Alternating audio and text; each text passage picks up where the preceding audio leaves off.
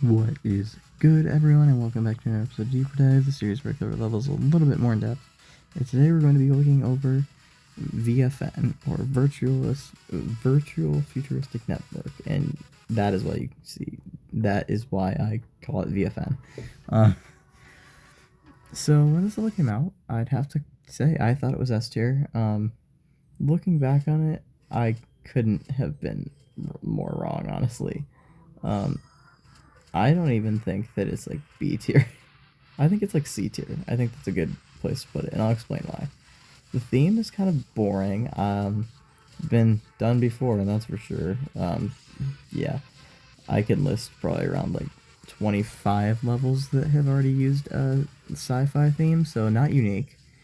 And I think the red theme's better, but the music is just awful. I think. Like this part is just like squeak and like it just squeaks and stuff, and I'm not the biggest fan of that, honestly. There is nice music sync, I'll admit, but like okay. Routing wise, it's also kind of infuriating. Like that's just so dumb. I didn't hit anything. But yeah, especially like the theme is just such a letdown. I feel like it could have been so much better. It's like a generic looking theme. I think the red one's much better. If they're gonna start making fan made bonuses, now would be a time to do so if this level even has one, because I like that theme a lot better. Yeah, no, and the obstacles are all reused too, which is, I mean, they do that in some fan made levels, but like it's just kind of boring for this one especially. This part's my favorite probably because the music actually gets good here. And like there's actually a good crown here. Probably the levels. Not its only good crown. I think it has two good crowns. But there's one that's really bad, so that's also just a major downfall. The lasers are also really bad in this level, in my opinion, because you can't differentiate which color is which is so dumb. Like, I can't tell, like, I'm doing it based off of pure memory. Like, I can't actually see what the colors are.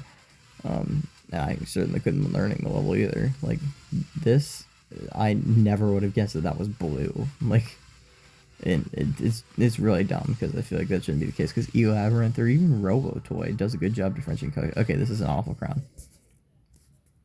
Yeah, that's why. Okay, we're back here now. Yeah, this crown is, I'm not kidding, I think it's almost like, oh my god. Okay, now we're back. As I was saying before, I was rudely killed by a stupid crown root.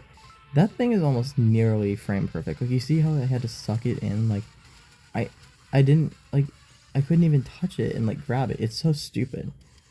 Good music sync there, though. And then this is, like, the worst part of the song. It's just really bad. And I'm not all for levels that have bad soundtracks, so this is a real letdown, too. But luckily, this level's redeeming crown is here at the end. Thank God, because it really needed an amazing one. This is one of my favorite crowns to get in the entire game, because it's like so cool. It's like an entire route, which is really fun, I'll admit. But for awful crown roots, or the second one being awful, and the theme just being very generic, already done before, definitely not unique, I have to give this like very top of C tier, but like a 5.5 out of 10. It's not that good. Which is unfortunate because I feel like this level had a lot of potential, but if they ever bring the bonus in, if that was ever made, I don't know much about fan maids, it could be a really good level if they fix stuff, you know. But that's going to do it for this episode, and I'll give you guys a clue for next time. This level has a different name based on where you live, and it was also the first level to be based on a real video game. I'll see you guys next time.